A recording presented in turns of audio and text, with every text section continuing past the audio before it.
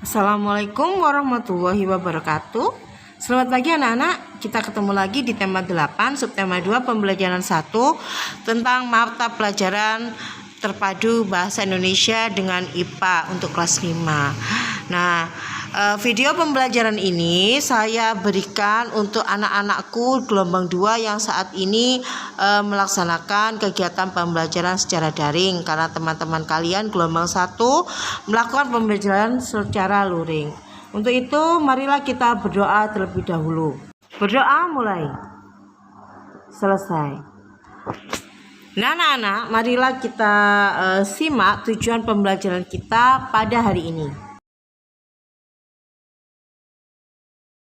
Baik anak-anak, tujuan pembelajaran kita hari ini yang pertama adalah kalian mampu menyebutkan peristiwa-peristiwa atau tindakan pada teks non-fiksi dengan benar. Yang kedua, kalian dapat mengidentifikasi faktor-faktor apa sajakah yang mempengaruhi siklus air. Dan yang terakhir, kalian dapat membuat kesimpulan tentang proses terjadinya air tanah dengan air permukaan. Marilah kita simak pembelajaran kita berikut ini. Baik anak-anak, kalian coba lihat dua gambar yang saya sajikan, gambar A dan gambar B. Menurut kalian bagaimana? Gambar mana yang kalian lebih suka? Gambar A apa gambar B? Pasti semuanya lebih suka memandang gambar A, bukan? Di situ ada gunung, sawah, pemandangannya tampak hijau dan sejuk, yang pastinya dingin ya di situ. Sedangkan pada gambar B di situ terlihat gambar tanah yang retak-retak. Kira-kira apa ya penyebab tanah yang retak-retak itu? Kalian pasti tahu jawabannya, bukan? Iya. Biasanya kalau kita mengalami musim kemarau yang berkepanjangan, maka tanah-tanah di sekitar kita yang mengalami kemarau panjang akan seperti itu anak-anak, retak-retak karena tidak ada air di dalamnya. Nah, sedangkan gambar A tanahnya subur, berarti tanah yang subur itu kan mengandung banyak air. Nah anak-anak, dari gambar tersebut, nah kita akan mempelajari apa sih pengaruh air bagi kehidupan kita. Jadi air itu anak-anak dapat mempengaruhi adanya perubahan lingkungan ya. Perubahan lingkungan itu bisa terjadi karena adanya faktor alam dan juga karena kegiatan manusia ya. Jadi nanti kita akan mempelajari tentang apa saja yang mempengaruhi faktor-faktor apa saja yang mempengaruhi siklus. Mari kita simak bacaan berikut ini. Siklus air tanah. Proses siklus air menyebabkan air bergerak meninggalkan tanah ke udara. Selanjutnya, air turun lagi ke tanah dalam bentuk air hujan. Nah, air yang turun ke tanah ini ada yang masuk ke sungai. Aliran air di sungai ini akan terkumpul kembali ke laut. Selain masuk ke sungai dan mengalir ke laut, ada juga air yang tergenang membentuk danau. Air yang turun ke tanah ada yang masuk dan bergerak ke dalam tanah melalui celah-celah dan pori-pori tanah serta batuan. Air yang masuk ke dalam tanah ini kemudian menjadi air cadangan atau sumber air. Air cadangan akan selalu ada apabila daerah resapan air selalu tersedia. Daerah resapan air terdapat di hutan-hutan. Tumbuhan hutan mampu memperkukuh struktur tanah.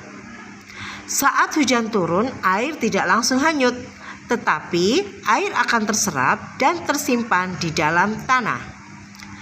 Air yang tersimpan dalam tanah akan menjadi air tanah. Air akan lebih mudah meresap jika terdapat banyak tumbuhan. Air yang meresap akan diserap oleh akar tumbuhan tersebut. Adanya air dan akar di dalam tanah menyebabkan struktur tanah menjadi kokoh dan tidak mudah longsor. Nah, menyimak uraian tersebut dapat disimpulkan bahwa keberadaan hutan sangat penting. Hutan berperan dalam penyimpanan air. Oleh karena itu, kita harus senantiasa menjaga kelestarian hutan. Saat ini, hutan banyak yang gundul akibat penebangan liar. Selain penebangan, Hutan dapat rusak akibat pembakaran. Pepohonan di hutan ditebang atau dibakar dengan alasan tertentu, seperti untuk membuka lahan pertanian, perumahan, atau industri. Kegiatan-kegiatan ini dapat mengurangi kemampuan tanah dalam menyimpan air. Akibatnya, pada saat hujan terjadi banjir, dan pada saat kemarau banyak daerah mengalami kekeringan. Nah, apa akibatnya jika daerah resapan air semakin berkurang? Apabila daerah resapan air semakin berkurang, cadangan air di bumi ini semakin menipis. Hal ini dapat mengakibatkan sungai-sungai dan danau menjadi kering. Keringnya sungai dan danau menyebabkan proses penguapan semakin menurun. Menurunnya proses penguapan ini menyebabkan berkurangnya pengendapan titik-titik air di awan. Keadaan ini tentu mengurangi terjadinya hujan. Nah, setelah kalian membaca dan menyimak teks non-fiksi tentang siklus air tanah, Ibu minta tentukan urutan peristiwa yang terdapat pada teks non-fiksi tersebut ke dalam alir atau peta pikiran di bawah ini. Ya, siklus air tanah. Peristiwa-peristiwa apa saja yang dapat kalian temukan dalam bacaan teks non-fiksi tersebut? Di situ ada 3 peristiwa, silahkan dikerjakan di buku tulis.